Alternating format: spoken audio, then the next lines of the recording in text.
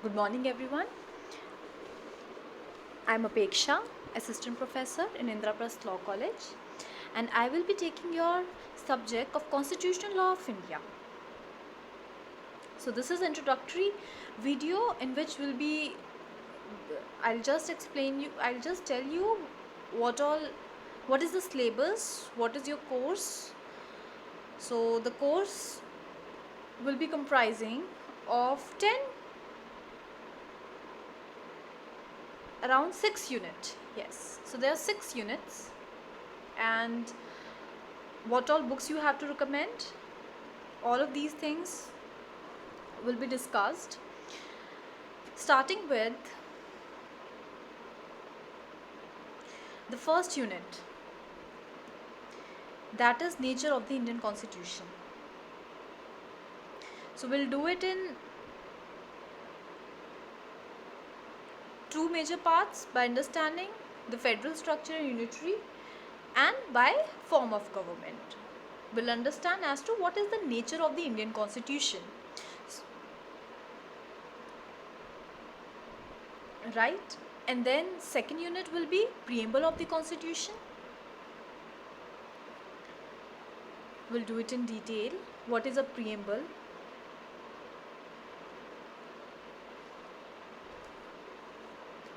Then fundamental rights. First I'll read all of the topics.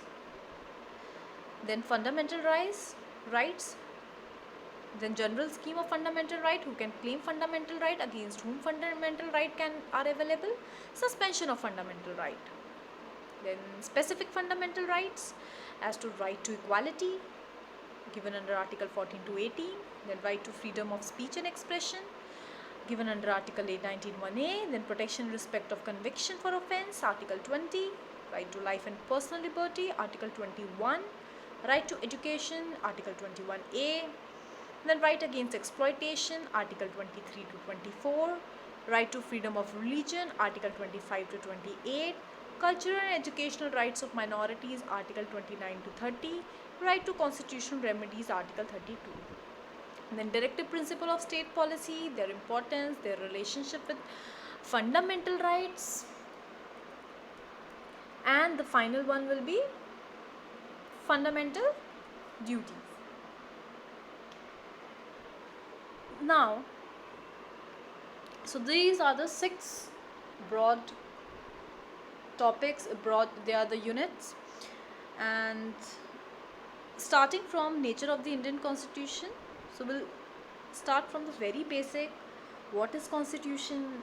What is the nature of it, our Constitution?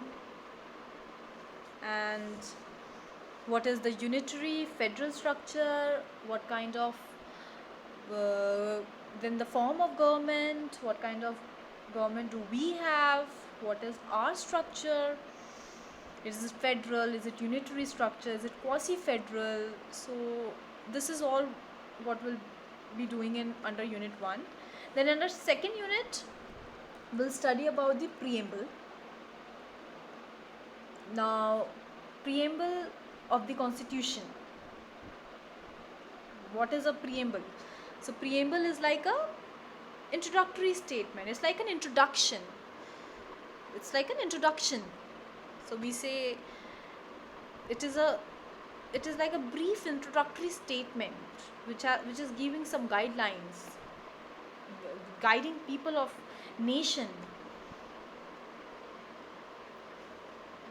So we'll understand about the preamble of the Constitution,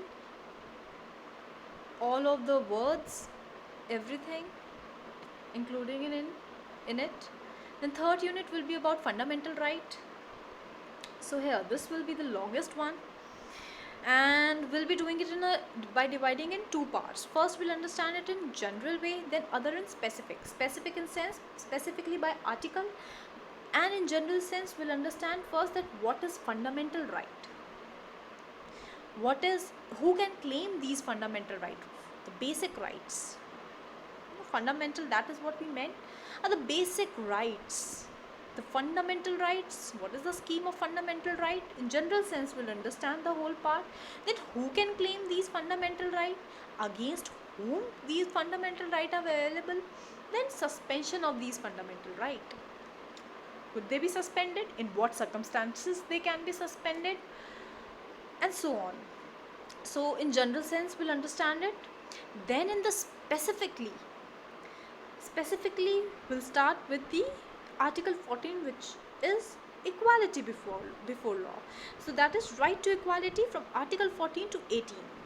We'll deal with every article, starting with under right to equality before law, that is Article 14. Then Article 15 is about prohibition of discrimination on ground of religion, race, caste, sex or place of birth. Then 16 will be equality of opportunity in matter of public employment. 17, abolition of untouchability. 18, abolition of titles. This will be all included under right to equality, Article 14 to 18. Further, we'll study about Article 19. That is right to free. This will come under right to freedom. Freedom of speech and expression.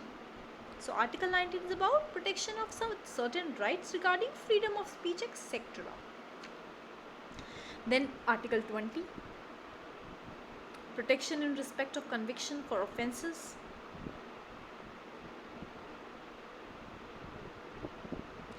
Article 21, a right to life and personal liberty.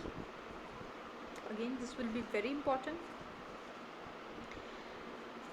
Then Article 21A, which is right to education. Then right against exploitation, Article 23 and 24. Then right to freedom of religion, Article 25, 26, 27, 28. Then cultural and educational right of minority, which will be covering from Article 29 to 30. And right to constitutional remedies, Article 32, which is said as the heart and soul of the Constitution. This Article 32. This is very important. But anyway, so this is all we are going to do under Unit 3, Fundamental Right. It is going to be the longest one because we will be dealing with almost every article. We will be dealing with almost every articles. Then moving with the Unit 5. That is Directive Principle of State Policy. What is Directive Principle of the State Policies? What are its aims? First we'll understand it.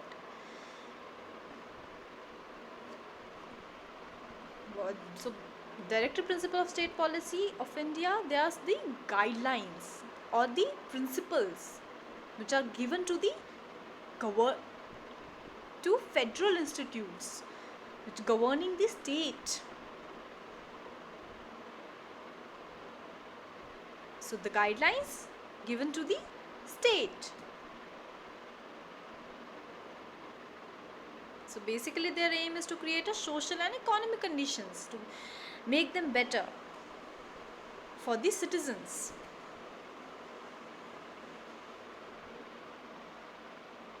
So we'll understand about these policies, what does it mean, what is its difference with fundamental, the basic rights and the directive principle of state policy. Now the DPSP, it is given under part 4 of the Constitution. I'll just tell you what all directive principle of state policies will have. So it's a long list, but still I'll just tell some major important one. Like Article 38 will be studying about state to secure a social order for the promotion of welfare of the people. Then 39 will do with certain principles of policy to be followed by the state, which would include about child labor, equal pay for equal work, and so on. Then we'll do about equal justice and free legal aid. Then organization of village panchayats, right to work, to education, to public assistance. then living wages, etc. for the workers, participation of workers in management of industry, promotion of cooperative societies, then uniform civil code for the citizens,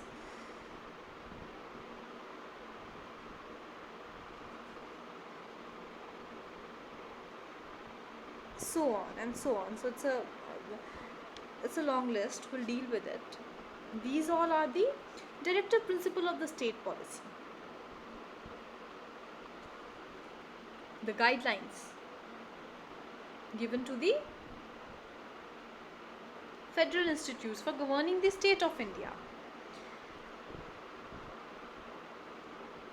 Then 6th unit will be about fundamental duties. And that's it. This is all we are going in. Fundamental duties is given under 4A of the Indian Constitution. From part 5 we start with the union and so on, and we only have to do this semester till part 4. This is what first you have to understand in this video that we are going to deal with. You just note down this whole syllabus. We are going to deal with the very basic, firstly nature of the Indian Constitution, then preamble, which is introduction. It is given on the very front of the Constitution. Then fundamental right, part 3rd of Constitution. It will be a longest one, as I said. It will involve many cases, many leading cases, important cases. Then directive principle of state policies and fundamental duties. So it's short, except for the part this one, fundamental right. Otherwise it's short and we'll be able to do it quickly. And so let us start from the next lecture. In the next video we'll start with the unit 1, that is nature of the Indian Constitution. Specific emphasis shall be placed on the federal structure in the form of government. Alright. And of course, at last, I'll also tell you the books which are recommended. MP Jain, Indian Constitutional Law by MP Jain, Constitutional Law J.N. Pandey, Constitutional Law of India H.M. Sirvai, and Constitutional Law of India by V.N. Shukla. These 4 books are all good, you can go for, but I would suggest you to go for J.N. Pandey and MP Jain. These 2 I would recommend you. Otherwise 4 of them are fine, but I would suggest you for J.N. Pandey and MP Jain. In J.N. Pandey, because of the language. See, its language is like you can catch it very easily, you can understand it easily. MP Jain is also again very good, but for J.N. Pandey, on point of language, I think that it is much better. You'll understand it quick. Then MP Jain is also good. So I would suggest you for these 2, and all of these 4 books are well recommended. So thank you, and let us start from the next lecture about nature of the Indian Constitution. Thank you.